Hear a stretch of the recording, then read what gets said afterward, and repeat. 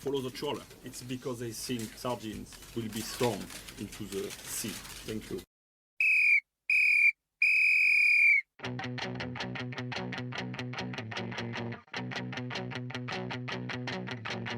I'm now away to get me suit measured. Yes! What about your start to the game? It wasn't bad, was it? Well, I asked him which way he thinks it should be done. We get down to it. And then we talk about it for 20 minutes. And then we decide I was right. Messi! You could drop a tarantula into his shorts and he'll still be cool. You can't win anything with kids. But Dennis Bergkamp! Dennis Bergkamp! Dennis Bergkamp! Dennis Bergkamp! Dennis Bergkamp! Dennis Bergkamp! Dennis Bergkamp!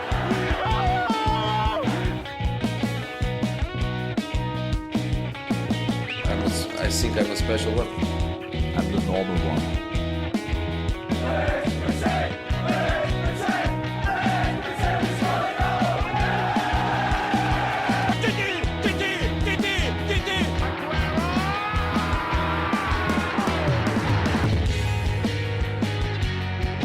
Honestly, I will love it if we beat them.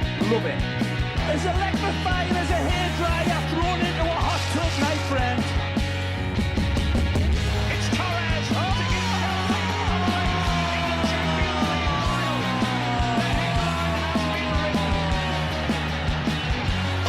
Unbelievable. This is not just a dream, it's a wet dream of orgasmic proportions. Hello, everybody, and welcome to Sacked in the Morning, the football podcast that has finally got back together to record a football podcast. My name is Richard. I am your host each and every episode on this football podcast. This week, I am joined by Thomas and Thelan. thank you very much for joining me again, gentlemen. How are we? Ja, das ist sehr gut, ja. Und die deutsche Mannschaft ist scheiße, ja. Continue. Do the whole show in German now. Krankenwagen. Mein Kaninchen ist kaputt. Nina's going to love that. For Zalando chocolate. Yeah, we are. We're post-Germany knockout, obviously, of the World Cup. So Tom is taking the opportunity to rub it into me and Thelan. So Less than Because- 2 minutes, Just, dude. Less than 2 minutes. just Come you on. two, not the Germans. I don't care about them. yeah, It's he's just you two. Tom's a racist. Tom No, doesn't like German. no, I just said I don't. Tom wished that all German people would perish from Hold this on. earth. No. Allegedly. Did I- Before we did get I ourselves not into say- trouble. Allegedly. Yeah, allegedly. Yeah, Allegedly. I take pleasure in seeing Germany fail in football competition Why? because they're our rivals, aren't they? Just the same as Scotland or And Argentina. Argentina and Spain and anyone. Russia and anyone. Anyone that's a direct rival. Classic Anybody end that of the beats world. us Oh, it's like Arsenal. I take Croatia. pleasure when Spurs lose, or Chelsea lose, or Liverpool lose, or Man United lose. You know, I just What, and enjoy the good verification football. when you win. yes, I Yes. mean, they are top of the league, mate. So yes. Top of the league at Christmas. yeah, maybe hold off on the insults on Arsenal for the time being. Let's see Had if to they, help inflate his ego. mate. I'm just saying, I'm trying to cover our backs as well. You know, like we've got to stop seeming so sure about things because then he's going to rub it in more, isn't Did he? you at the moment we're 11 points clear of fifth? Did you have Arsenal to finish outside the top four thing? I did. Yeah, and I'm not going to brag about that too much yet because I was going to say, We- I'm we- being we- told to like back it up we a little could bit. we could completely capitulate. You never know. There's still time. There's Jesus still is time. now of course there injured. is. Exactly. What- Yeah. You know. When what No, I've what's said all go- the way through is strength in depth is Arsenal's problem and it will come to bite you. Yeah, I don't know what's going on with Ben White at the moment as well. I don't know what that situation is. We have no information on that at all, apart from the fact he went home. Did it say for personal reasons? Yeah. It was just like literally like a 2-line statement that said Ben White has left the England camp. So I don't know. Please if that's gonna respect his affect. privacy at this time. Yes, I don't know. if That that's gonna sounds affect- like oh, personal yeah, it does sound like it, doesn't it? Yeah. So yeah, there's that problem as well. Apparently, Tomiyasu is so distraught that Japan got knocked out of the World Cup. He's physically unable to play, or some I read today. I don't know. Language. Yeah, but about language you were using on the Lost podcast, mate, I would not criticize me for that. Yeah, but you're not the one that has to bleep it. Yeah, all I know. Okay. If I choose to say, that's up to me because I'm the one that has to block that out. Right. But you guys, you don't get to give me extra work. But you just gave yourself extra work. I was just picturing a DX pro. I just pictured a Yeah, DX that was promo very. right there. Yeah, this is the words we cannot say. Yeah.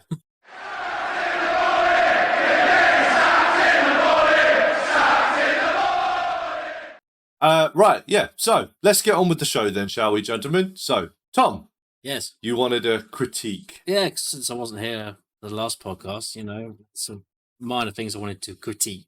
Go ahead. I might have- Always complaining, isn't he? Yeah, well, I mean, I might have got it wrong, and he isn't here to defend Tom, otherwise. himself. But did Danny say that he's never heard of Gareth Southgate Yeah, last week? he Never heard. did, yeah. Okay, but to be fair, he is like what 10 years younger than we are. When was he born? 95, I think? Gareth Southgate's relevance was 96 Yeah, as a player, right? yeah. And then after that, not really relevant as a player in any way. So I kind of get he hasn't heard of him. But my initial reaction was like, what?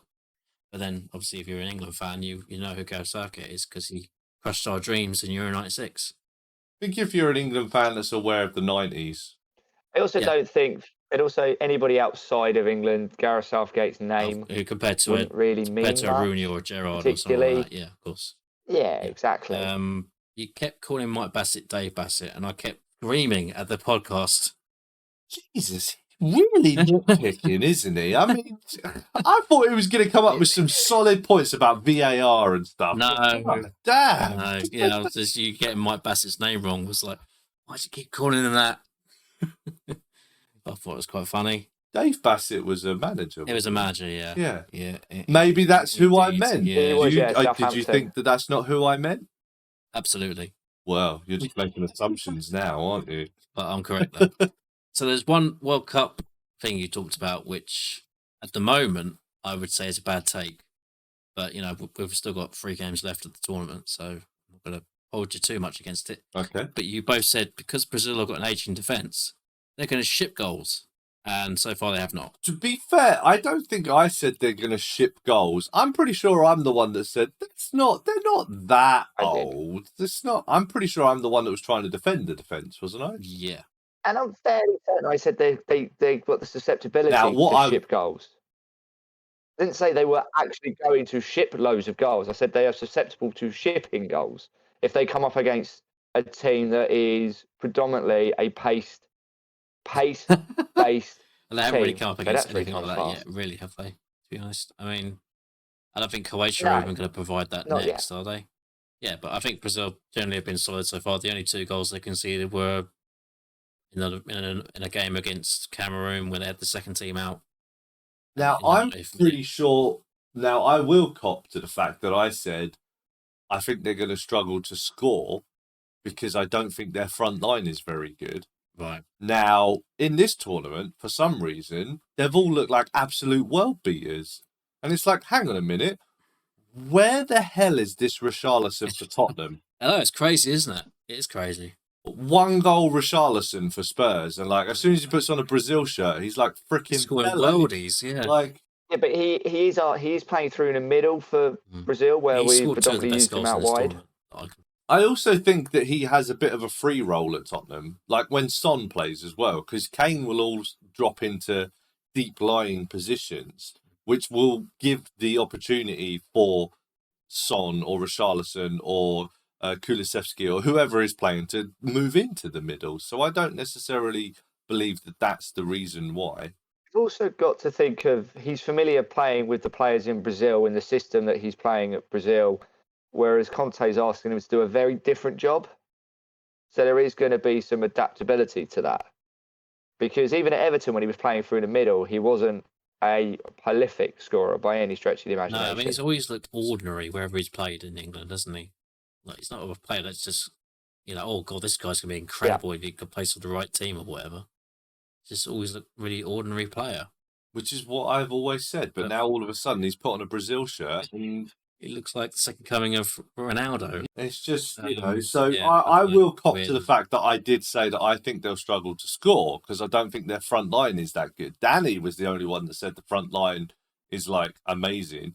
But then I also did notice that Danny, I don't know if you remember this or not, Thelan, but he did kind of back down very quickly when both you and I said they're not that good. And he was like, oh, yeah, it's fine.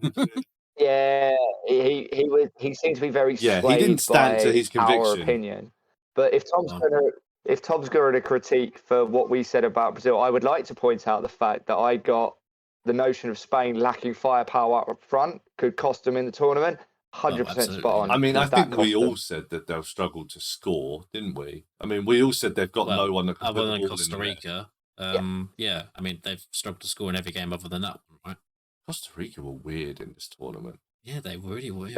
They scored 9 goals, At one 7 point, which Costa were in Rica one were going game. through in that last game, and Spain were going out, which is unimaginable in that first game. For like 5 minutes, they were going through, wasn't it? Yeah. and then Germany had to ruin it all, didn't they? They still went out.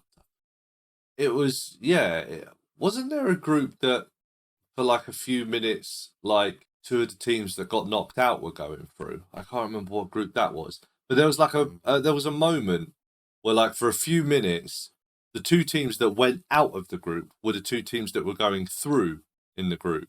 I can't remember what group it was now. But there was also this group. There was also this point of touch and go where there was almost fair play points involved, which you predicted could happen at the start of the tournament. I was so close. Yeah. What group was that? I can't remember what group it was, but Poland, was it Poland? There was a group that was going down to fair play for a moment, but then someone ended up scoring, so it took fair play back out of the equation because they were actually counting the yellow cards in the other match. They were like, right, it's now 7 yellow cards to 5 yellow cards. So I think it was Poland and Mexico. Probably. Yeah, it become like a whole almost like a movie subplot, didn't it, as the game was going on? And my one final critique. Okay. Richard's England philosophy. Very confusing in this episode for me. Because at one point you go, I think England should pick players on form. Mm-hmm. And then the next sentence you're like, well, he's got to pick Maddison, hasn't he? That everyone's clamouring for Maddison. And if he doesn't pick Maddison, he's spineless. I think you missed the crossover. Well, Maddison was in form and he did pick Maddison. I mean, but first of all, Maddison is in form, so that's fine. But I also think that you missed the point there that I was saying that he'd be spineless if he picked him, which he is. I do accuse Gareth Southgate of being spineless. But that's what you do if you were England manager. You would pick players on form. Yeah. So you're saying you're spineless. Why? Also, this notion that Gareth Southgate doesn't do any research whatsoever on anything is quite hilarious to me. Can you prove that he does? I don't know. I can't, but he's the England manager, so surely he's doing something. But I will say that he probably isn't doing a lot of research on players that are playing in Serie A, as you said in the podcast last week. Mm-hmm. But I think probably he knows a lot about this England team. He's watching the games every week. I'm sure he knows James Maddison's strengths and weaknesses. I don't think he just picked Phil Foden for the last game just because the public said that he should do. You don't agree with that? No, I think you're giving him way too much credit. He watched the USA game, right? He knew it wasn't good enough. But do you think that had anyone been clambering for Conor Gallagher to come on, he would have been like, I'll play Phil Foden? I don't know. I mean, I don't think anyone's been clamoring for Conor Gallagher. No, but what I'm saying is that it just so happened to coincide with most people thinking, well, Phil Foden's probably one of the best players in our team at the moment. Maybe play Phil Foden. But this is a thing I have with Glenn Hoddle as well. I thought Glenn Hoddle was quite spineless in that situation. Yeah. Get on Michael Owen, bring on Michael Owen, Owen. Oh, look who's coming on! It's Michael Owen. Oh, what a shock! You know. Again, what do you expect him to do though? Just ignore that and just play the crap players that he was already playing. But is he making those substitutions because he thinks they're the right substitutions? Yes. Or is he doing them because he's like, oh, the crowd's getting on my back a little bit here? Maybe just to ease my pressure a little bit. I was the same with Beckham in that tournament as well, wasn't it? He didn't start Beckham initially and then eventually brought him in. Yeah. Because he started Anderton on the right. That would be right, Beckham, yeah. And then he moved Anderton into the centre. Yeah. Anderton was the difference in that team then. I don't know, man. I mean, he sees his players every day on the training field and everything, you know. So surely he's formulating the same opinions that we are anyway, right? I know he has his favourites and shit. One thing I say about Southgate is, though, he seems to get criticised for every team selection in these tournaments, and then he usually proves us. I know England manager he's proving us wrong gets in pretty much. criticised for their team he's proving us selections. wrong pretty much every game, until it comes down to the crunch.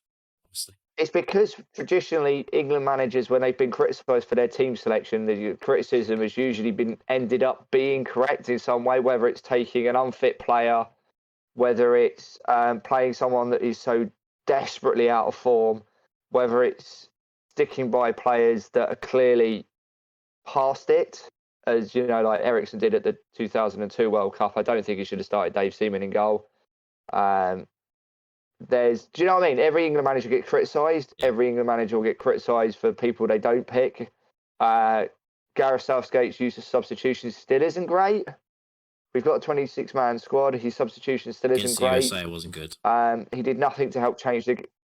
No, and that's the point I was getting to. He didn't do anything against the USA using substitutes to try and change the flow, the feel of the game. We were still on the back foot for the majority of it. And we've got a bit fortunate with the way certain things have gone. Of course we have. Against France, he's either going to get it tactically right or it's going to go horribly wrong.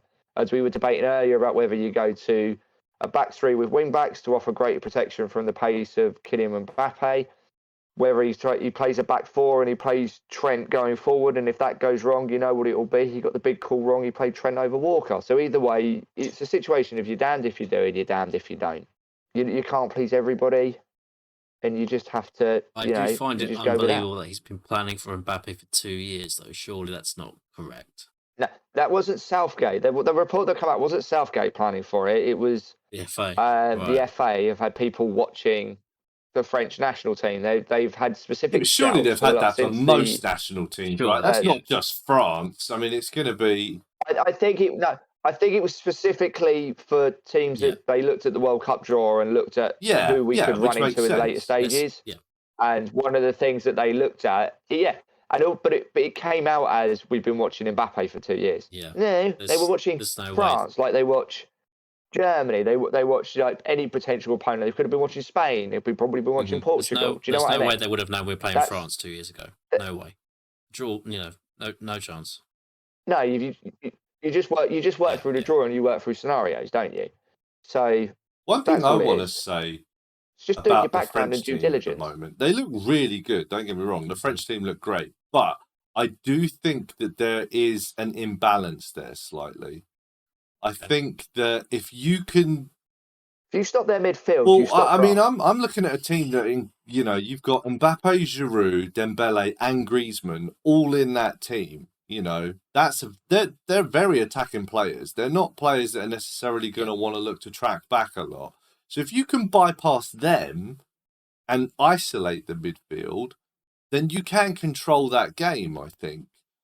Yeah. They look very imbalanced. They look good. Don't get me wrong. I'm not saying they look good, but that's what Tunisia did to them. Yeah, Tunisia cut the supply from the two holding midfield players up to that front three because they're not going to go back over the halfway line generally to go get the ball. Exactly, in a defensive shape. So if you bypass those form attackers, you can nullify this team. Stop the supply coming out from Rabiot into Griezmann, and you'll basically control the flow of the game. You'll control France to a degree. I mean, I think which is what France, Tunisia did. Even think if they did France- try and appeal their decision to, disallow their goal after the final whistle had gone. yeah, true. I think France have got good defenders, but I don't think they've got great defenders. But this goes to the point that I made on the last episode as well, that I don't think any team has great defenders. No. Possibly. I mean, Maguire's great, obviously, and Stones. I mean, the old guys. I mean, Pepe, Thiago Thiago Silva. Silva. These guys have looked pretty good so classy. far. They've looked pretty good, but I don't think they've really been tested yet. Yeah. I mean, Pepe's had a very quiet tournament not many teams have really taken the sword to Portugal, have they? They haven't looked under the cosh. They're a beatable team, but no one seems to have really pushed at them yet. But having said that, yeah, Pepe, Thiago Silva, they've looked really classy in this tournament. They've looked good. You can see why they've been at the top of their game for so long. But having said that, test them. 39-year-old, 39, 38, you could get at them, Yeah, I certainly think They've lost games that you wouldn't have pictured them losing. Who? Portugal and Brazil. They've both lost games that I wouldn't have expected them to lose. I think most teams have been like that this tournament, though. It's been there's been a lot of surprise results, yeah. But yeah, I would say that no defence looked rock solid in this tournament. I think they're all very beatable. But this is what I said in the last episode as well, is that I generally don't think defence is a priority for most teams nowadays. So the best defence so far has been Morocco, right? How many goals have they conceded? 1? 1 or 2? Not many. England have only conceded 2. And the only team to score against Morocco was Canada. England have conceded 2, and we get 3 consecutive clean sheets. But that doesn't mean much when you go up against France next, does it, really? And France haven't kept a clean sheet all tournament. And again, that doesn't mean anything because they're generally overrunning teams. But yeah, I would like to get back to this point. So what exactly is your criticism of my comment? No, I didn't really understand about, you're saying we should pick players on form and then you'll criticise the manager for doing exactly the same thing. No, what I'm criticising the manager for is I don't think he picked James Maddison because of form. Right. I think he picked him because everyone was saying he should pick him. Right. And that's why. Because the whole point was based around Tomori and Smalling, who are doing very well in Serie A at the moment, but he didn't pick them. And I said, that's because no one is clambering for them. Out of sight, out of mind. Everyone was clambering for James Maddison. He had to pick him. Yeah. That was what it was. I don't think he picked him because James Maddison's on form. I think he picked him because he felt, if I don't, people are going to, get on my back. And if it wasn't a 26-man squad, Maddison wouldn't be going. That's a good If it was a 23-man, Maddison wouldn't be going. I think he would have because gone it's ahead of 26, Gallagher, surely. But Gallagher wouldn't have gone if it was a 23-man squad. I think he's picked a couple of players because he wanted a little bit extra depth, and it's damning in the indictment of the fact, and where I agree with Richard on this point, James Maddison hasn't kicked a ball in anger yet in this tournament, but he's brought players on that have been returning from injury. Calvin Phillips, for one, has come on the last 3 games for 10 minutes here, 15 minutes there to build up his fitness because he wants to use him potentially later on in the tournament. James Maddison hasn't kicked a ball yet. Ben White obviously hadn't done before he left. So you can see the fact that you can debate whether Maddison's there on merit or not. But I do agree with Richard, and I think one of the reasons why he's there is because the whole public were calling for him, and he's got 26 places, and he's not going to really use him, but he'll take him because he'll carry favour with the British press. Yeah, I do agree with that. And that's the point I think Richard was trying to make, that because the papers and the press and the pundits all wanted Maddison to go, he picked him. If they weren't clambering for him, he wouldn't be going. Yeah, but you said that Foden was only get picked because how great was Spineless as well. No. I didn't. I never said that. Foden would always have been going no matter what. Of course, yeah. Because that's he's one of the top picks. He plays for one of the top teams. What I said to you about that game as well. And I don't know if I said this on the podcast or not. I'm pretty sure this is a No, private you said this conversation that we pretty- had. That he only played Foden because everyone said he should play Foden. I'm not saying that doesn't come into the argument at all, but there are other factors, rather than just that. I mean, Mount's been completely dropped for the last 2 games now, hasn't he? Because Foden's come Because in Mount's and been been better. awful. Yeah. 'Cause But Mount's been Mount the should worst never have been in player that team in England. the first place, Yeah, probably. I mean, He's been England's worst player at this World Cup. I don't know. He looked the most dangerous player against USA just because he had 1 shot, and that was pretty much it. The first half, and then he did nothing second half. Even a lot of Chelsea fans I speak to agree that he has been the worst player at this tournament. Okay. For England, yeah, probably. I'd say if Sterling hadn't scored in the first game, he might be up there as well. All these Chelsea players, ugh. Again, they're Chelsea players. I mean, going back to Maddison, sorry. Statistically, he definitely should have gone in terms of goals and assists for the year. Yeah. In terms of obviously international experience, has he played for England at all? But this is what I've pointed out as well. I pointed this out on the last podcast, and I pointed it out on our Discord. By the way, we have a Discord now. Go and check it out, Rich T Entertainment. I pointed this out on there, is that if this tournament has proved anything, especially the Portugal game, is that there's no such thing as you don't have enough experience at international level. Talk about the striker who scored the other night. Yeah, but every single player who's never, the young players usually are your best players, because this is the thing. They've got no baggage with them. They've got no issues. They want to go out and they want to perform. So I don't buy this whole, he doesn't have enough experience. Does he? Who cares? He is a professional footballer who wants to go out there and show why you should be playing him. I think it would be dangerous to pick a whole team of inexperienced. When are you ever going to players. pick a whole team of, But do you know what I mean? Yeah, I mean, it's not Dave Bassett. Mike Bassett, actually. Benson and Hedges up front, bloody. Yeah, that is never going to happen. But if you pepper in 1, 2, even 3 players that don't really have a lot of experience, but are young and hungry, they'll prove you, they'll go good. Every player we rave about in World Cup history, oh my God, do you remember when he burst onto the scene? He was the best player in that tournament. How many caps did they have? 3, 4, 5? I mean, how many caps did Owen have before 98? Yeah. Not many, right? Yeah, I think he played 2 friendly games or something. Probably, before yeah. that. I think he only made his debut in February, March of that year, right? Yeah. So, and he just came on that Argentina game, boom. Yeah. And yes, I get the irony that I'm saying he only brought Owen on because everyone was calling for Owen, but that was in the Romania game, wasn't it? That he brought Owen on. It was, he scored that game as well, yeah. So then he came on and he did really well in that game. Yeah. That's fine. So he dropped Sheringham and kept Owen for the next game, and then he goes and does that against Argentina. But that's what I'm saying is the young, hungry players will always bring. So I don't buy this whole.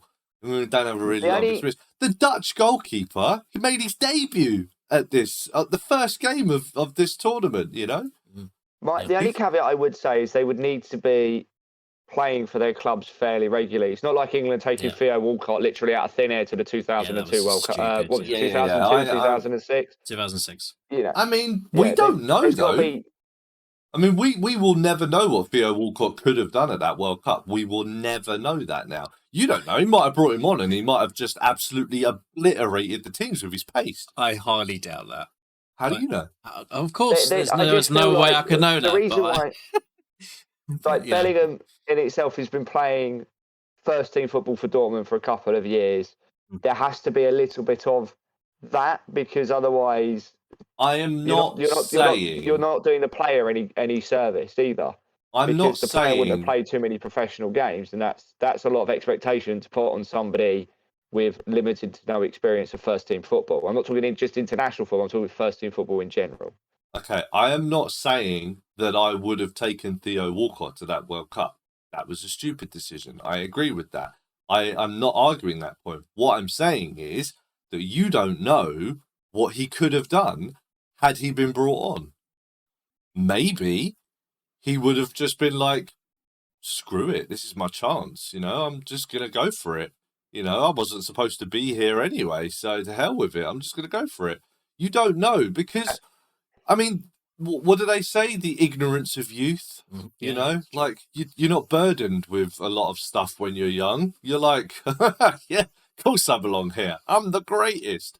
It's usually adults that have like imposter syndrome issues where they're like, oh, I'm not good enough. Oh, they're going to get on my back. Oh, no, playing for England. Oh, I'm going to mess up and everyone's going to hate me. And just don't get sent off. Just don't get sent off or something like that, A young player, they'll be like, hell with it. Yeah, this is my time to shine. Let's go for it. But what does it do for a player's confidence to just... So my question back to you then is, certainly with like the James Maddison thing we just spoke, what confidence what happens to a player's confidence if you take them and then don't play them at all? That is the other thing. Yeah, I think that could probably go one of two ways. I think that can either go with the whole screw you, I'm going to show you what I can do kind of thing. Yep. Or it goes to the, I guess I wasn't good enough to go, oh, should never have been in that team kind of thing. I don't know. I think that all depends on personality. Yeah, of course. I mean, I think in the back of everyone's mind when Maddison got picked, it was like, is he going to get on? Probably not. Do you guys reckon he'll get on at all at any point in this tournament? No. Dead rubber. No. But I don't even think he'll play in a third place playoff game. Because that's the only dead rubber game we're going to have now, realistically, isn't it? Well, no, but I mean, if we're like, this isn't going to happen, by the way, I'm not saying this, but if we're like 4 or 5-0 up against France, then this isn't going to happen. I'm not saying that's going to happen. That's fingers crossed. Saying that, maybe in that situation, you'd be like, go and have a run out for 5 minutes or so. But he could have done that against Senegal when they were 3-0 up and absolutely cruising. Instead, who came on? Grealish and Rashford. Yeah. Do you know what I mean? I definitely think he's not at the very bottom of the pecking order. That's Conor Gallagher. You reckon? But, yeah. You reckon Conor Gallagher? Yeah, Conor Gallagher. I'm willing to bet Conor Gallagher gets on rather than Maddison. Really? No, I don't think only for injuries. I think either of them will get on. I would say I'd take that bet. Bloody hell, yeah. No, Conor Gallagher's at the bottom of the pecking order.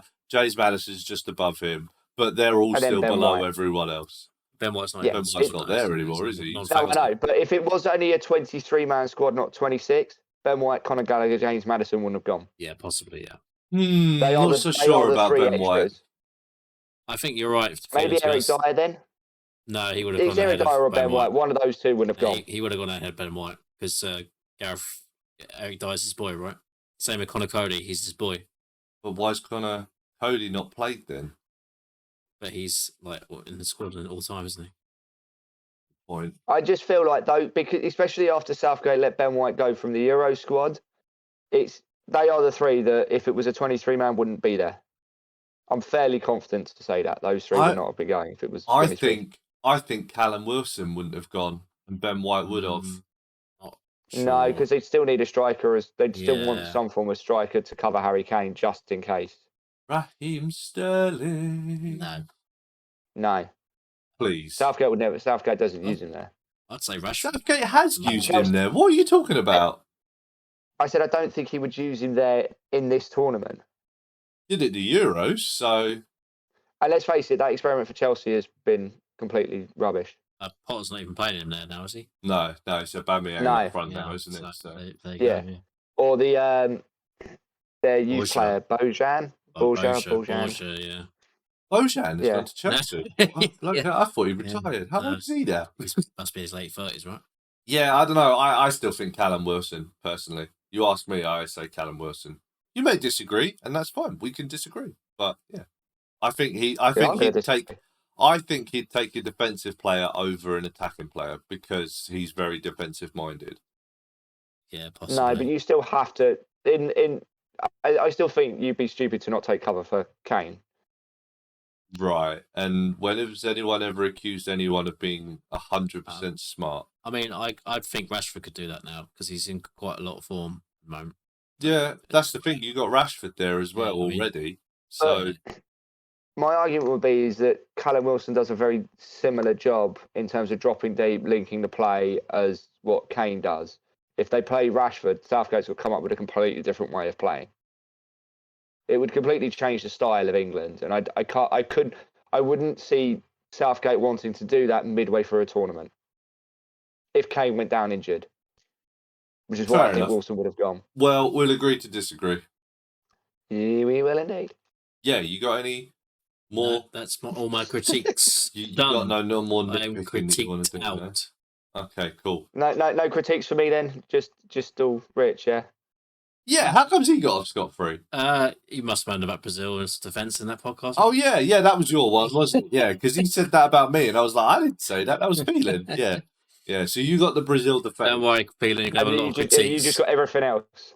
Yeah, I got the Gareth Southgate schlop, and Danny got let off straight away because he's young. Yeah.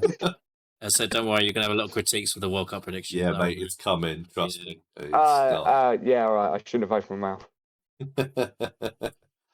Okay. Just as an FYI, I am not sitting on that. If Tom's prediction comes through, I will be meticulously conspiracy by my absence for that review program.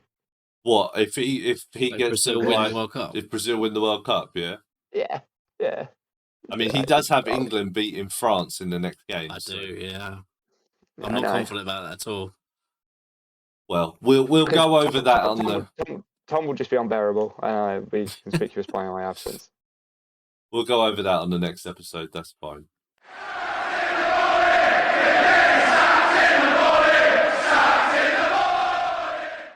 So, Thelan, what did you want to talk about today?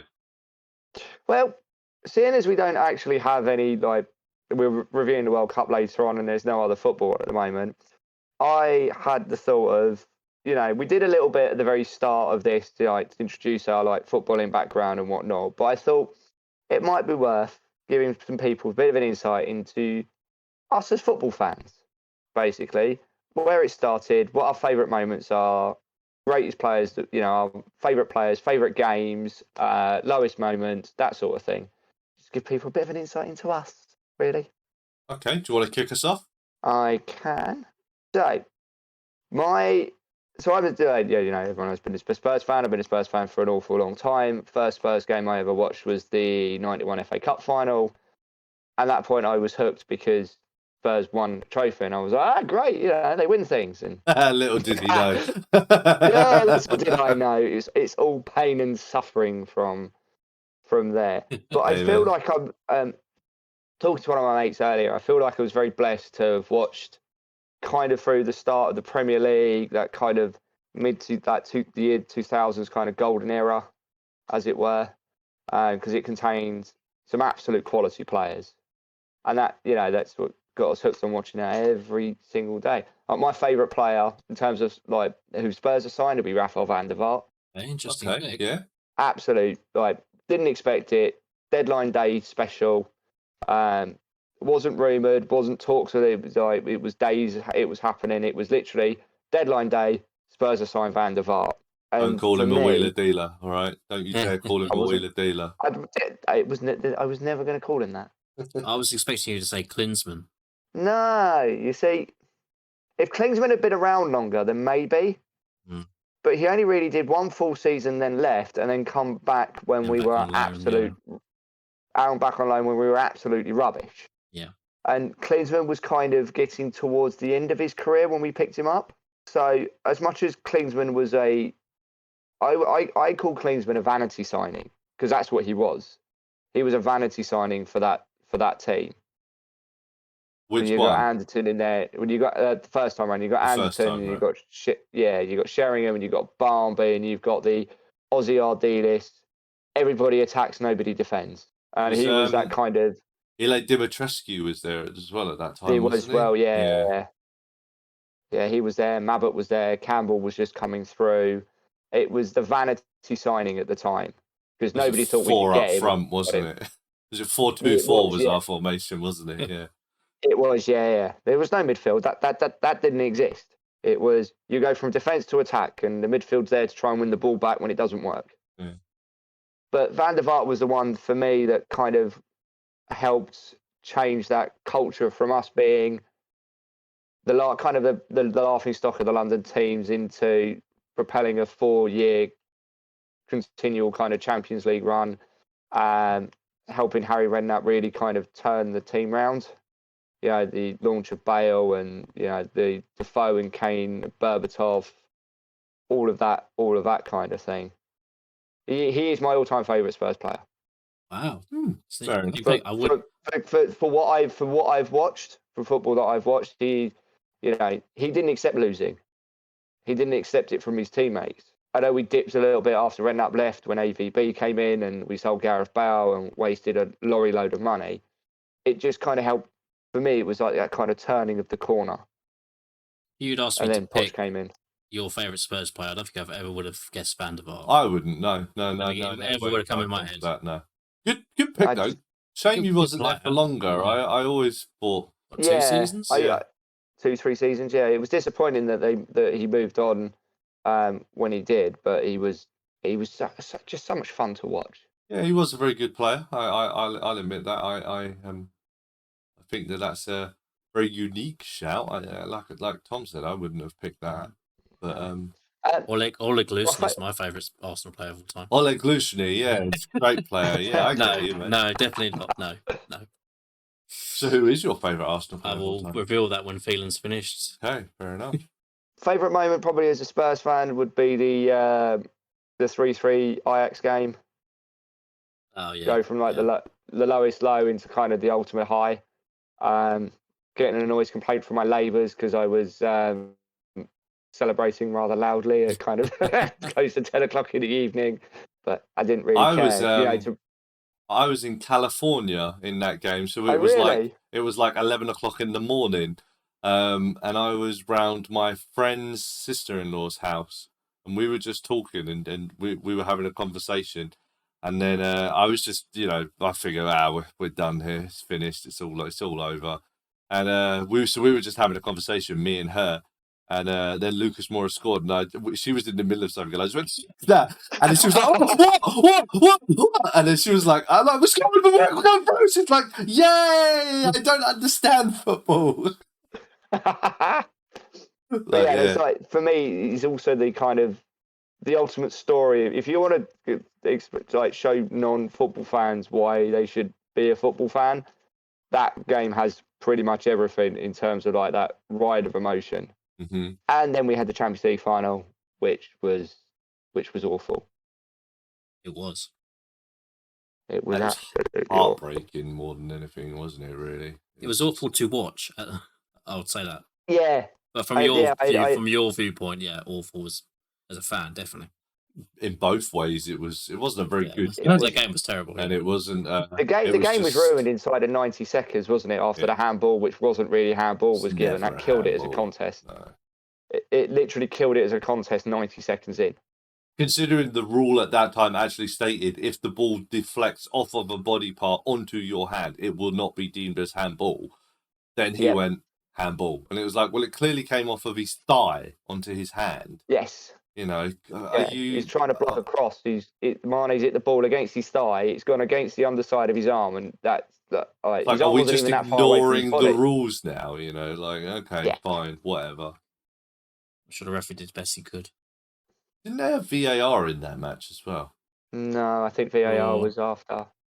No, 2019. I mean, I know they might have done. Yeah, they would have done because VAR helped just get past Man City. So yeah, it was I think that was the first season of VAR. I think.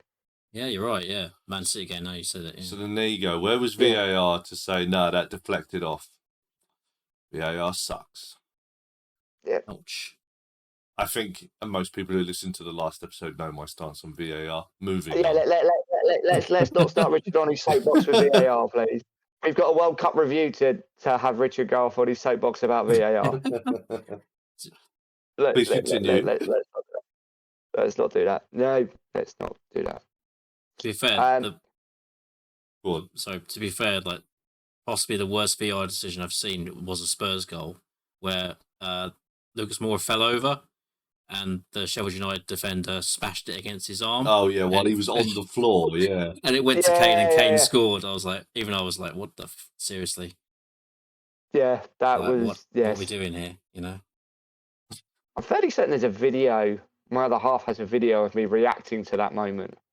To be fair, that season, Just lots of swear That words. same season, I felt like we were really victimized by VAR.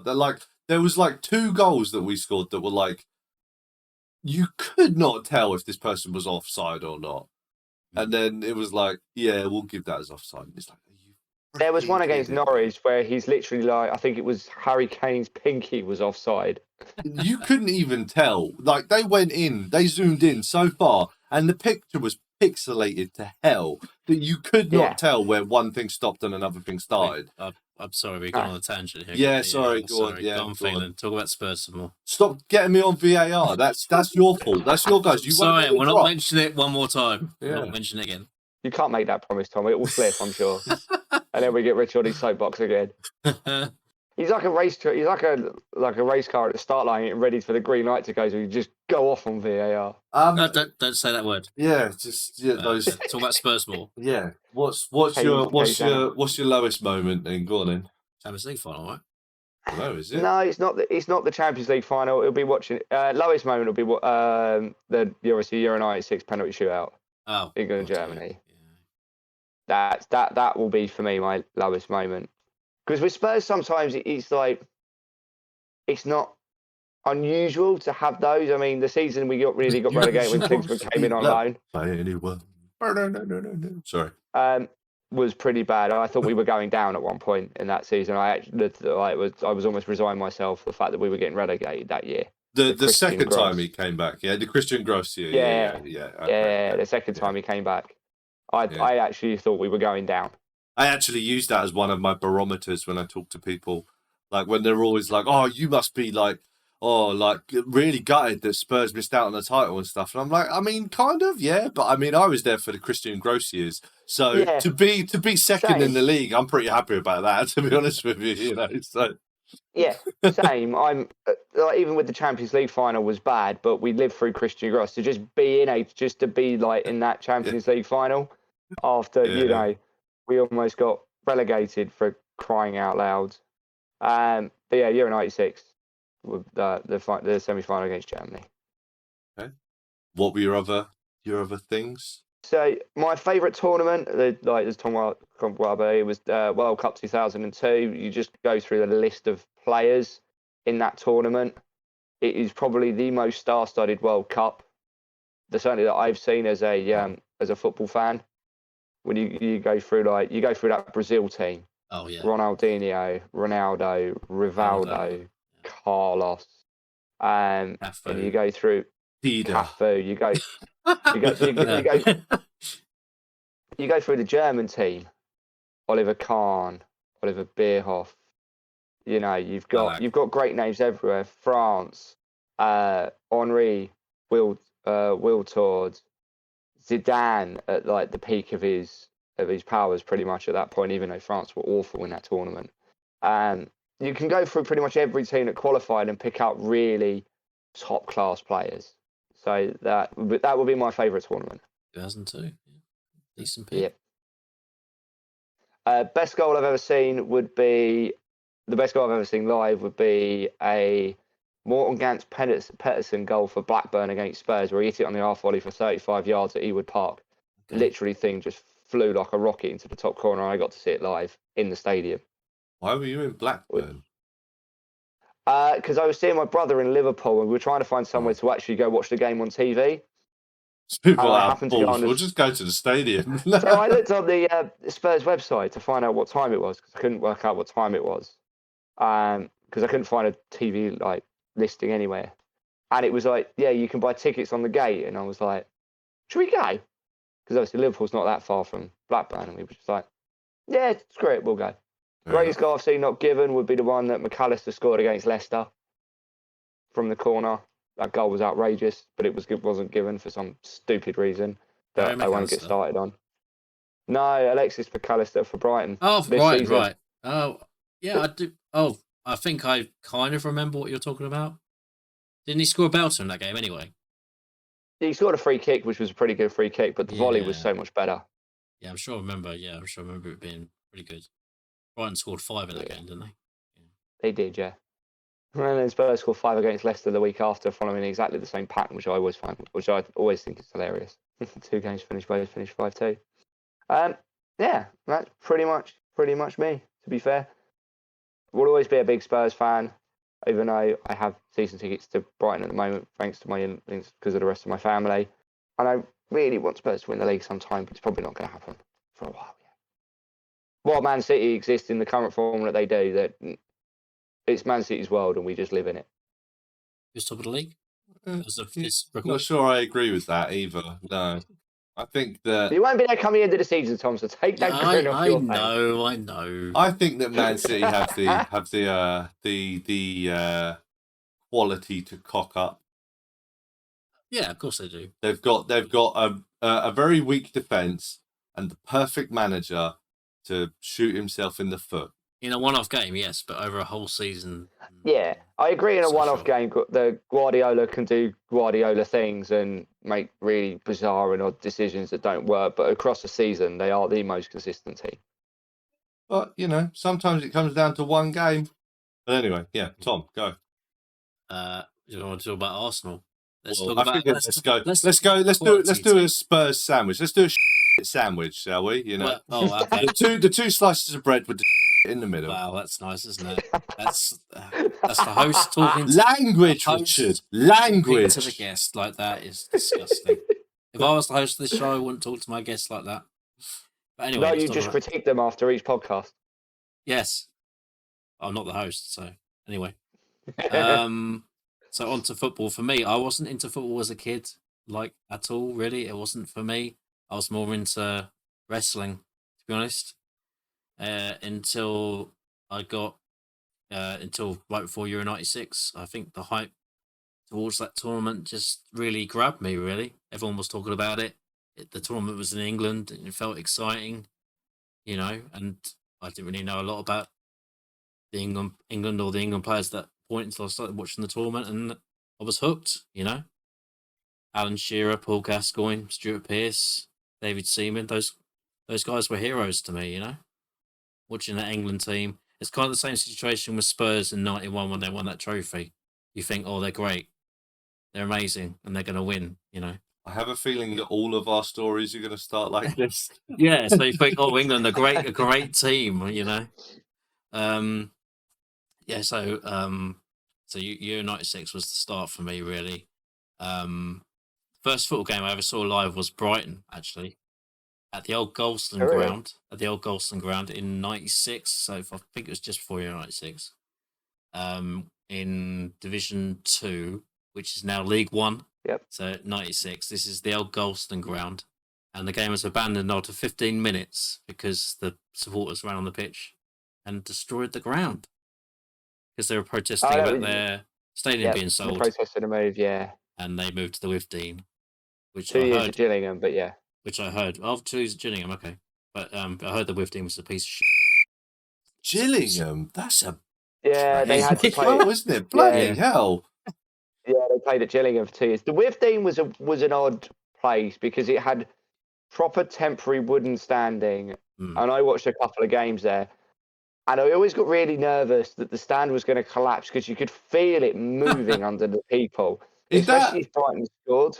Is that the one that the Withdean? Is that the one that you didn't even need to go to the stadium to watch the match? You could just park at the car park at the top of the hill and just watch the match from up there. Yeah, Yeah, yeah. you could, yeah. Because that's what we used to do. We used to go park at the car park Okay. and just watch the game from the top of the hill. Yeah, I mean, I never went there to see a game, but I don't think I've heard anything positive about the place. Because it's quite a drop down when you go from the car park. Really It's quite a steep hill, isn't it? Yeah. Yeah, it's quite a steep hill down into the Withdean sports complex. But yeah, the temporary stand. It always felt like it was moving. It never felt like it was secure, and I always got really nervous that I was going to fall through the back of the stand or something. It was just going to collapse. So it Is wasn't that the one they were at before they went to the Amex? It was, yeah. Man, they really traded up, didn't they? Oh yeah. Holy did. crap! That's like playing on a Sunday league pitch and then going and moving to bloody Wembley. Yeah, pretty much. Yeah. What, playing like a swamp at Hurstpier Point, if you remember playing in that game, Rich. Yeah, and then all of a sudden it's like, all right, lads, next week we're at Highbury. It's like, okay, and we're Yeah, it was a bit of a playing trade-off. we're playing Hurstpere Point Rovers. Bloody hell, Background what a trade swap. up. Yeah, sorry. Yeah, carry on. Yeah, so that's the first game I ever saw live. As to why I supported Arsenal, I don't know. They were just the first team that really grabbed me, really. Because they were first in the alphabet, yeah. Oh, yeah, of course. Just open the book. It's like the players like Ian Wright, obviously. I like Adams and Seaman for watching England play in that tournament. They were always on TV, quite a lot on ITV at the time because they were in the Cup Winners' Cup. Obviously got to 2 finals in a row in that competition. Won one of them and lost the And other that one where David Seaman got lobbed in a That's precursor right. to the Ronaldinho goal. He loves that. Yeah, that's right. So I think that's mainly because they were on TV. Oh, quite an a lot. ex-Spurs player, I might add. Yeah. Moving on. I mean, everyone at school supported Man United back in the day, pretty much, and I really had no interest in that. My dad even said to me, "If you don't support Man United, then I'm not taking you up to go and see him." But I had no really interest in it anyway. First game I ever saw for Arsenal at Highbury was against Aston Villa in '96. First game that I saw Arsenal play at the Emirates when they moved there in 2006, and I got my season ticket, was against Aston Villa as well. How Wow. much did you pay for that season ticket? A lot. Not going into it. Yeah, let's not talk finance. Arsenal didn't win either of those games. They're both draws. So yeah, getting into Arsenal, 96, 97 was my first proper season of watching the Premier League. And that was when Arsene Wenger came in. So obviously Vieira came in pretty soon after. Bergkamp and Wright playing up front together, and we started to look like a decent team. And then the next season we won the double. So pretty soon after, pretty good success really. And obviously I got a season ticket when Highbury we moved out of Highbury and went to the Emirates in 2006. Otherwise, probably would never got a season ticket. I had one for 9 years. Saw us win the league in '98 at Highbury against Everton, which probably the best goal I've ever seen live was Tony Adams in that game, the 4th goal. Iconic goal and iconic commentary as well. I was thinking the Lighthouse Family when I see that goal. The Lighthouse Family. Yeah, it's Yeah. the same. On TV, they were doing what was it? We are gonna be Forever. let me, and it was like recapping Arsenal's season, and it was like always keep me flying as Adams up, Okay. and he's just doing the slow turn Yeah, with the Lighthouse yeah, Family yeah. going off in the background. It's just like, Yeah, so I've been lucky enough to see us win the league live and to win the FA Cup live as well. In 2014, which was our first trophy in 9 years. We were 2-0 down against Hull in the first 10 minutes and then came back to win 3-2. Santi Cazorla scored one of the best goals I've seen live in that game as well. Free kick. Beautiful free kick in that game. As for best player of all time, it's a very tough one to answer. Possibly Bergkamp, I'd probably say. Maybe just ahead of Ian Wright. I loved Ian Wright. Just an amazing character. Obviously, I love Henry and Vieira, but they're the obvious choices, Worst moment as an Arsenal fan? Yeah, it's got to be losing the Champions League final to Barcelona. I haven't really cried much in football in my life. Euro 96, losing to Barcelona that Champions League final, and last year's Euro final. It's probably the only 3 I can think of the top of my head that I've blubbered at. Like a little bit. When we lost Champions League final, I did think that maybe that was our chance, and as of today, yeah, it was. But, who knows? Maybe sometime in the future, after I die, we'll win the Champions League. got a 6-year run of winning it. Yeah, I've got to qualify for the thing first. Oh, Grandad, if you only were here to see this. Yeah. I think that's pretty much everything covered, unless there's something I've missed. Favourite tournament? Favourite tournament, yes, which I bought up myself. It's gonna be Euro '96, isn't it? Really, because that's what got me hooked on football. That England team, the game against Scotland, the Gaza goal in that game, the game against Holland, what performance that was. Some of the goals in that game as well. The Stuart Pearce penalty against Spain when he showed all that emotion. Germany game when Gaza missed by Inch, Circuit Mr. Penalty, iconic moments that we still think of now as England fans, That great kit. And that was as good as it got for England in tournaments until World Cup 2018, really, wasn't it? The last two tournaments have been, been great to see us play at a competitive level like that again. I'm sure these players that are playing now have, become heroes to the kids that are watching now, like Shearer and Gazza were to us back then, So I'm going to go for United 6. And South Africa 2010 is the worst tournament I've ever seen. Boring tournament, Vuvuzelas, awful. Okay.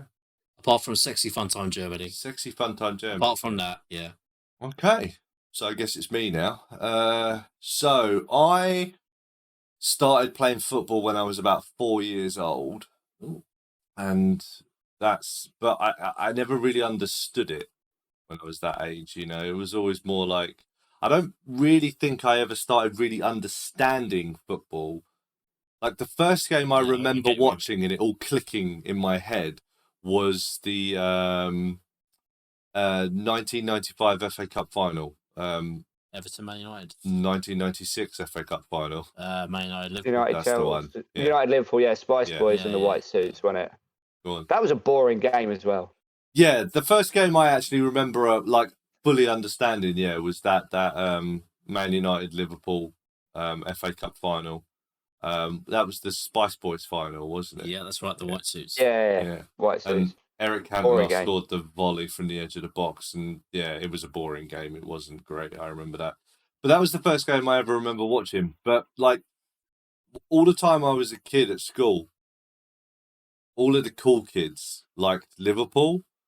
Really? Yeah, so I liked Liverpool because all the cool kids liked Liverpool without really understanding football.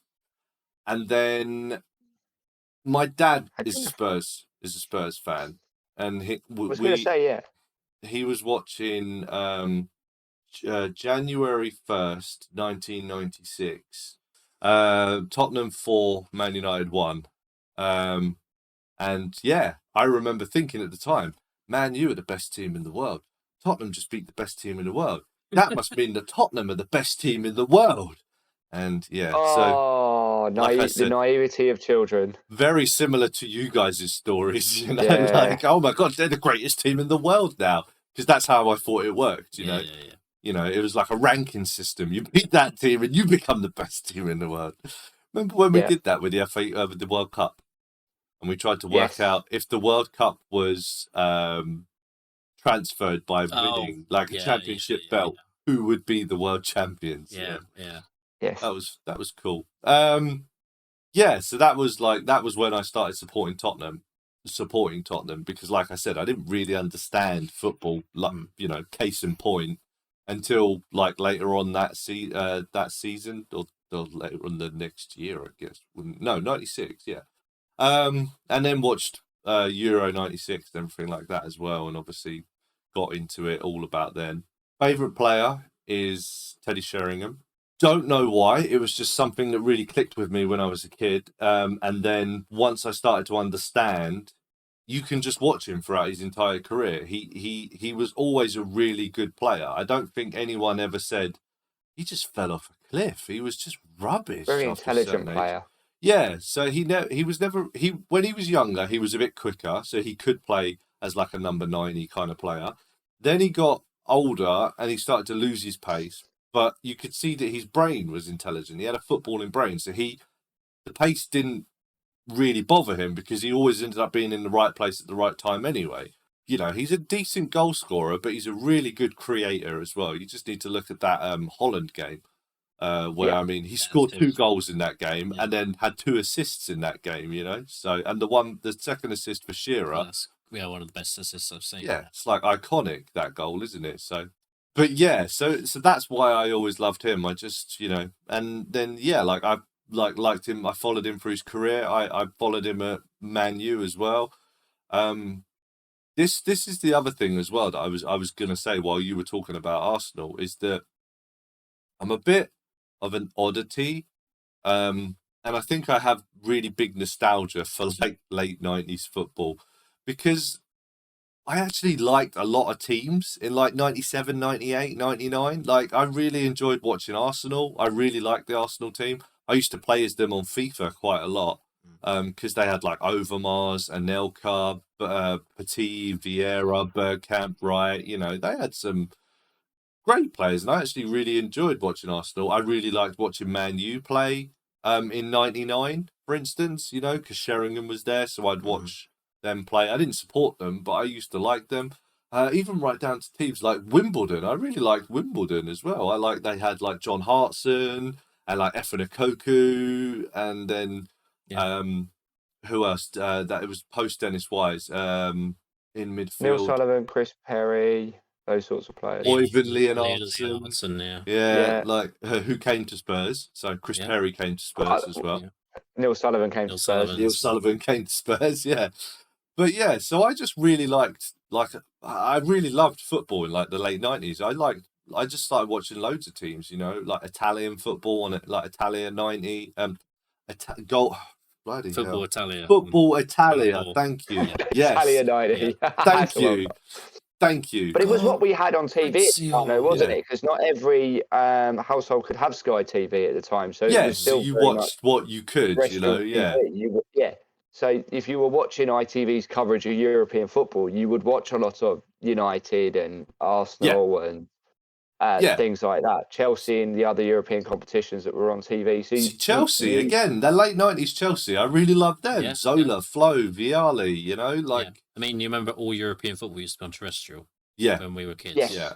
So that's how we would have known those teams from watching European football. And that's why I had a big affinity was for a lot those bigger teams. on the BBC as well, wasn't it? You get a lot more of the FA Cup games. It would be a proper full weekend of fixtures that would run all day on the Saturday and the Sunday on the BBC.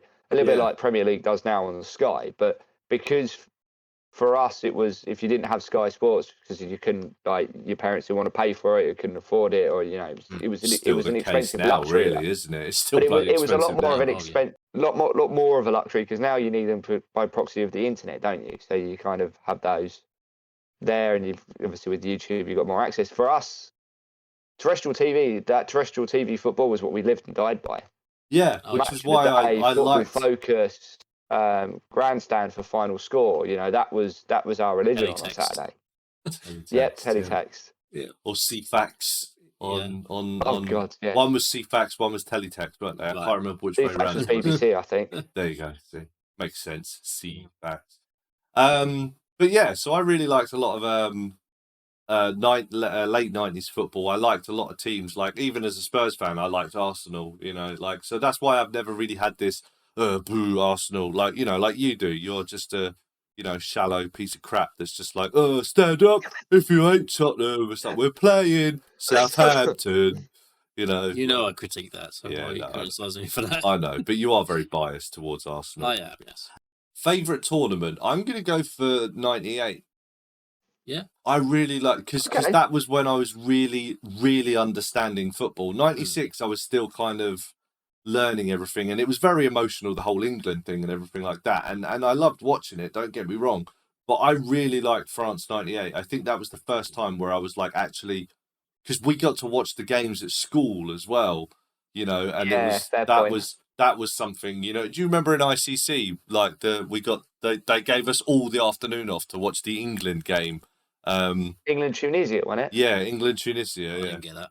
They gave everyone, the whole school, the afternoon off, and we could go watch it in the hall. No, I didn't get that. Yeah, so it was kind of like a really camaraderie experience, and like Ronaldo and Zidane in that tournament, and I'm so gutted that the final was never, you know, it never lived up to that. You know, Ronaldo had that seizure in there. It was kind of a shame, wasn't it? Yeah, it was like Ronaldo versus Zidane, and the advert, the TV advert of that, you know. The TV advert was great. Yeah. It was just all of that just made me love that tournament. Worst tournament, anything from 2000, really. 2000, 2002, 2004, 2006, 2008, pretty much pick one. And I would tell you that one sucked because I barely remember any of them. Like, you say, like, who won Euro 2000? France? Who did they play in the final? Yes. Yeah, they did, yeah. Italy. Spain, I think. Spain. There or you Italy. go. See, there you go. Two different answers there. Not memorable. 2002. Okay, that was memorable, but that's memorable for all the wrong reasons because that was the first time I crashed my car in 2002 going to watch an England game. So yeah, 2004. Was that the England-Brazil game? Yeah, the England-Brazil game. Yeah. So just a bad day all Annoying. round there. 2004. Who won that tournament? Greece. I don't know. Yeah, Greece. Yeah, that was right. They beat Portugal. Yeah, Yeah. but Golden goal. I don't remember anything from that tournament. Rooney. 2000.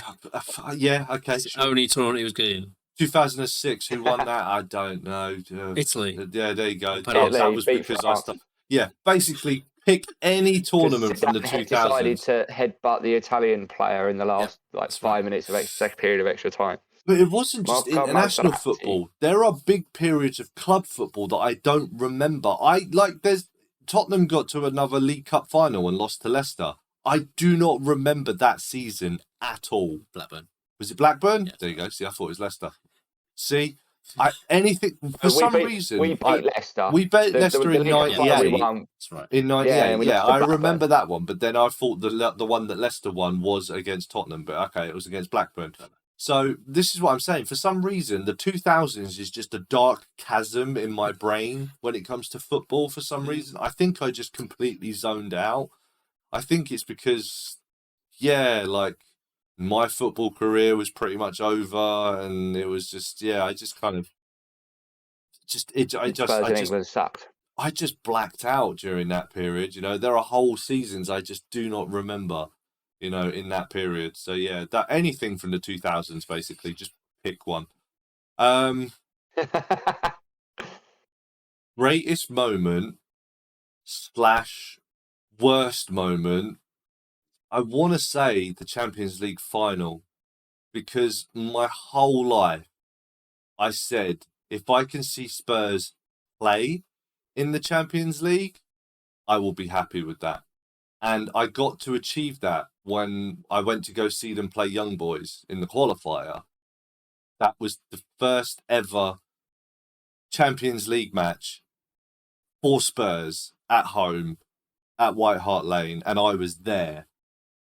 And that was amazing for me. That was absolutely incredible. And then later that season, I got to see, this might be my favourite moment as well. Inter Milan at home in the Champions League. Oh, what a game. I was there at the stadium with my dad, and we watched that game.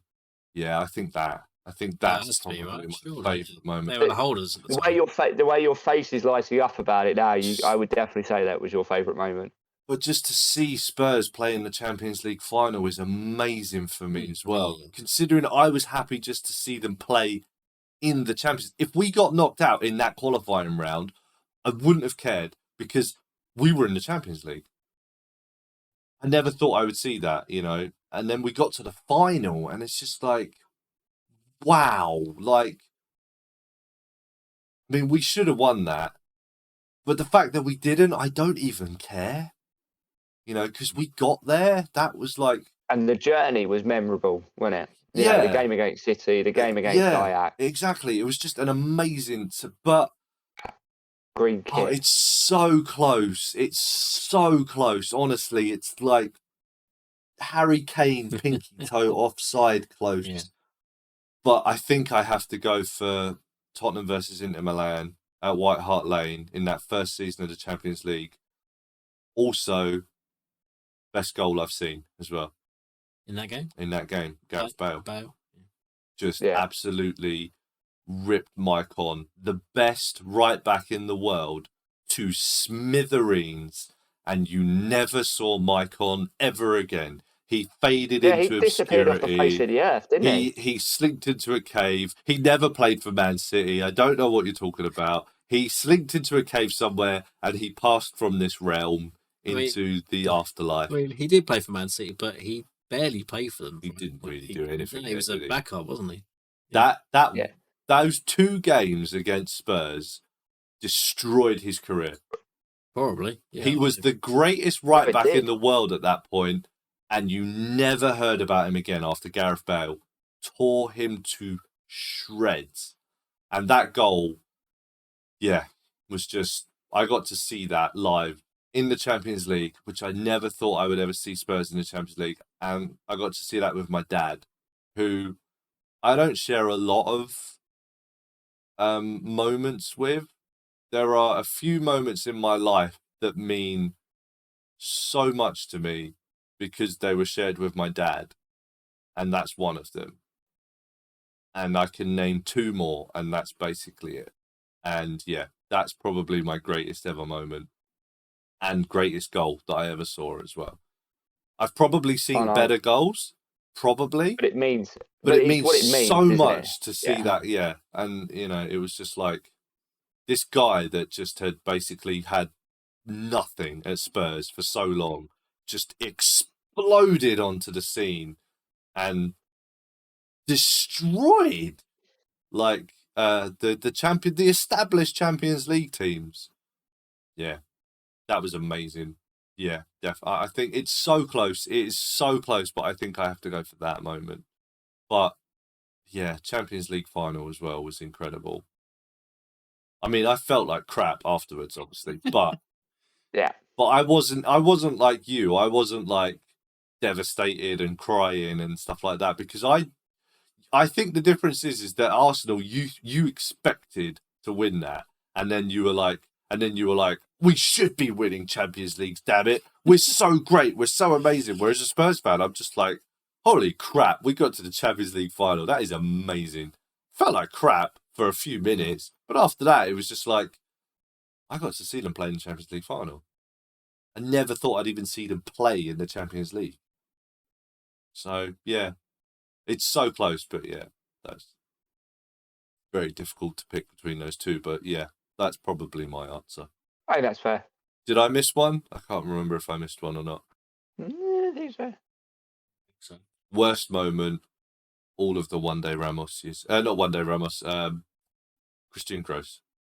One Day Ramos. He won a trophy. That was good. Yeah.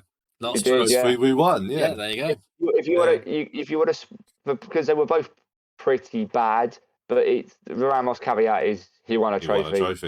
I mean, Christian Kroos nearly got us relegated. So One Day Ramos, the more successful manager for Spurs than Pochettino. Yep. I mean, probably not statistics-wise, I imagine. No. It's him winning. He didn't last him winning. So. Okay.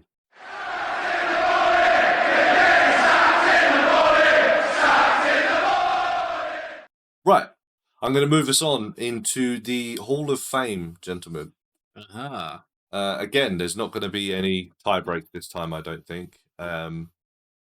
Unless I need to make it, but that's a little bit... You think we're going to vote unanimously? I think unanimously. Unanimously, okay. So we're still in the World Cup, so I'm going to give it a bit of an international flavour. We are talking most appearances at World Cup Finals. Ooh. So, with 25 appearances at World Cup Finals, we have Lothar Herber Matthäus. Yeah, wunderbar. He was born the 21st of March, 1961 in Erlangen, West Germany. He began his youth career at FC, forgive me, Nina, FC Herzogenaurach. Do you want me to pronounce that? If you think you can. Well, you got to read the piece of paper. But I don't want you to see all the stats. It's the second line down. Good. Yeah, okay, fair enough.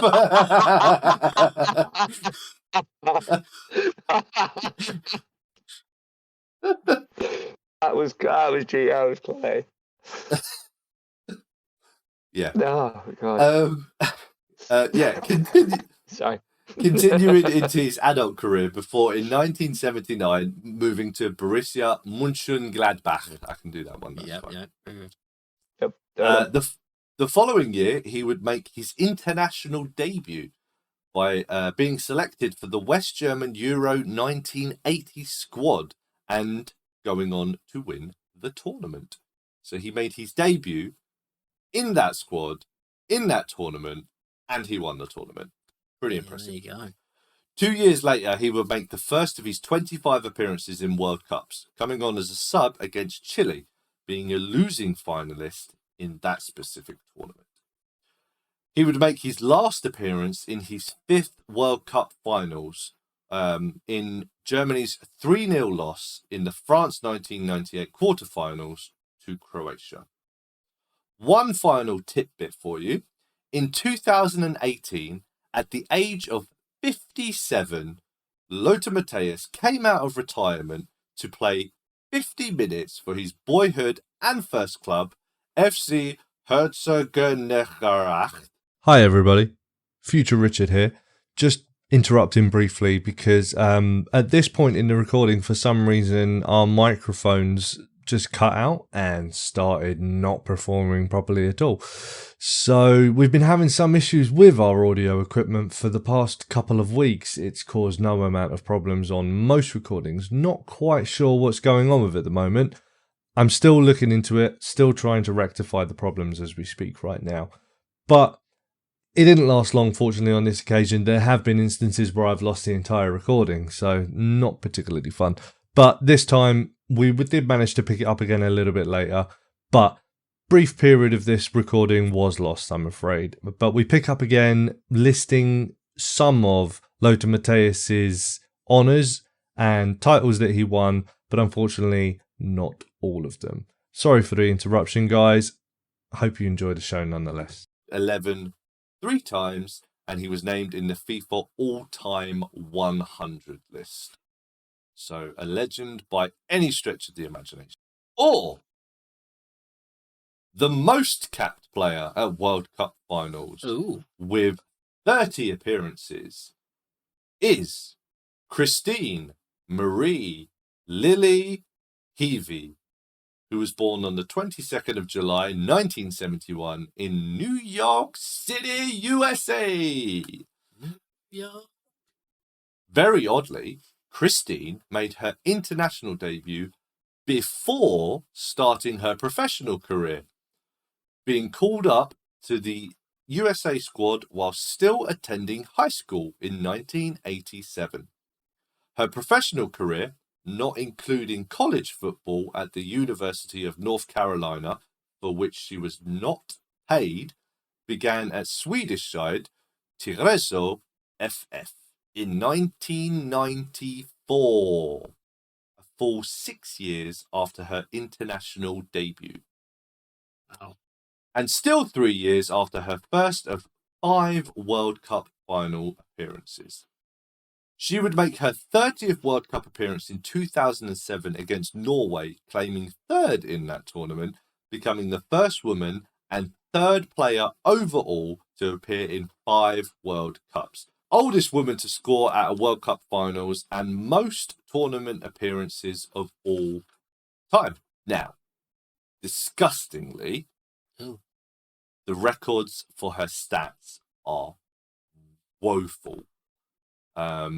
If anyone can help fill these in, please do so. I looked at like 12 websites with statistics and everything like that, and pretty much all of them said the exact same thing. So bear that in mind when you're making this decision. This is by no way a complete list because, yeah, there are years of like her record that are just blank. Like she was with this club and she made no appearances and no goal. So, which is like ridiculous. So yeah, just bear that in mind when you're thinking about this. So, from the information available that I was able to find, which I don't think is correct, she played 67 times, scoring 23 goals, with 354 caps for her country and 130 goals. So the likelihood that she only played 67 times is a little bit unlikely. It's pretty slim. I was going to say, would she have had a contract with the USA team just to play for them? No. She would have had a contract. No, I don't think they had central contracts at this She point. would have had a central contract with USA, but it wouldn't have restricted her from having a professional career at the same time. Right, okay. The problem is that the USA central contract system was very controlled, so they could choose who you could go and play for. But having said that, she spent most of her career in Sweden, and and I'm pretty sure she didn't play only 67 games in Europe. That's kind of unlikely. She did move back to the USA and played for some US teams before the Women's Super League out there. There was like the divisional leagues and stuff like pretty much how the MLS is now. It's split down into regions. Right. So, but I couldn't find any information on that. But I'm going to cover something else in a minute with regards to that. She won again, only international. I'd like to point out 2 World Cups, 2 Olympic gold medals, 1 Olympic silver, and was inducted into the US Hall of Fame. Now, like I said, couldn't find any statistics on any of her club honors, if any. I'm not sure if she won any domestic league titles or any domestic cups. I'm not sure about that. This was literally all I could find. I'm also going to say she won the national championship every year she was at university. However, that is not professional, which is why they aren't usually counted when I count US players, because it's not professional. Yep. But because I couldn't find her any decent records, I decided to include that here. So for 4 years, she won the national championship every year with her team of, what did I say, North Carolina, wasn't it? Yeah, University of North Carolina. Yeah. Yeah. So I felt that she, because her records are so poorly represented, I felt that she deserved a little bit better on that front. So, yes, those are your 2 choices, gentlemen. Please debate, discuss, ask questions. If you've already made your decision, that's fine, but maybe eke it out just a tiny bit. It's not love statistics to go on, I'm afraid, mate. It is very poor record keeping. I don't know why it's so bad when other US players are documented so much, but I don't know. I couldn't find anything. It's just, I mean, the only things I would say is look at her statistics from what is available. You know, she won every year she went to university. She made her international debut when she was still at high school. So she was 16 when she made her international debut. I'm not saying these aren't impressive statistics, but I just need a little bit more, you know, to go for her. So, Achtung, mein Damen und Herren, Lothar Matthäus. He's proper showing off today, isn't he? The little bit of German I know, the brief bit of German. Krankenhaus. It's just ambulance all the time. Ambulance. Gesundheit. Schnitzel.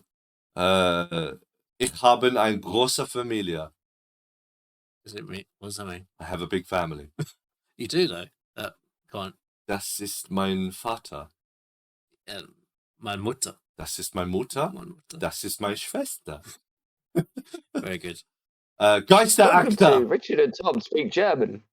Yeah, I did German at school. I didn't. Yeah, so did I. I don't know. I did it, but I can't remember much of it. I barely did English at school. So, Thelan, what are we thinking? For me, I am going to. You know, maybe mull it over in your head a little bit first. You know, you don't have to cut this section so short. No, we were talking about watching 90s football, growing up with that and whatnot. Spent a lot of time, Germany were on TV a lot through the tournaments. Lothar Matthäus is an absolute legend. I don't care who he would have been up against. I would have always picked Lothar Matthäus. What if I put him up against Pele? Maradona. Johan Cruyff. George Best. Zinedine Zidane. I'd take Matthäus over Zidane. Oh, okay. And probably Best as well, to be fair. I mean, okay. Best, probably. They're different players. And Matthäus, for his longevity, for what he was able to achieve in an era where science wasn't really involved much with football, to be able to play in 5 World Cups. Science has always been in the Germans. The Germans have always been on the forefront of science, Yeah, but you talk about making his debut in 1980. That's significantly. He's done very well to be able to appear that way through, and at a time when people, footballers weren't necessarily taking care of themselves as much as we think as much as they do now. Mm-hmm. To have that longevity in the club career that he's had. He was still in good enough shape that he could carry on playing at 57. That's pretty impressive. Exactly. It's something that significantly pushes that over the top. So, yeah, I'm going to say Lothar Matthäus. Okay. So, just before I induct Lothar Matthäus into the Hall of Fame, something I wanted to say. So we have seen, at the moment, the upper limits of this is 5 or I think, isn't he? He's on 5, right? Is he on 5? No, he's on 5. 6, 10, 14, 18, 22. Okay.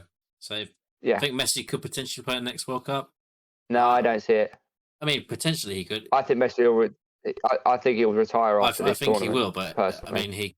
And unfortunately, ladies and gentlemen, that is where the final cut of the microphone actually came in, which is a shame because you got to miss us inducting Lothar Matthäus into the Hall of Fame. You got to miss some more epic German from myself whilst I inducted him into the Hall of Fame. I can assure you that it was actually perfect as well. It was fluent. It made total sense. It was wunderbar, as they say in Deutschland.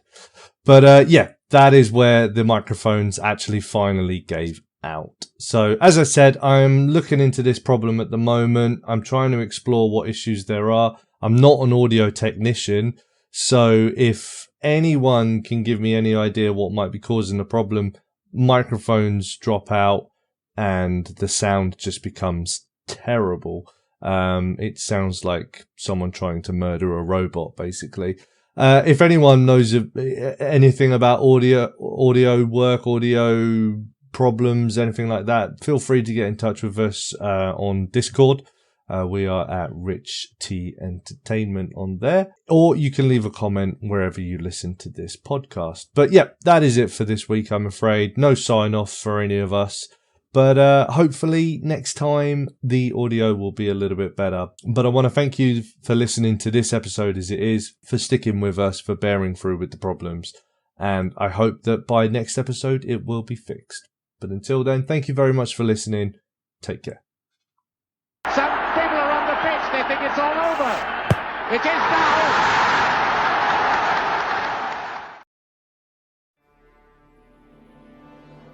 Este video ha sido una producción de Rich T Entertainment.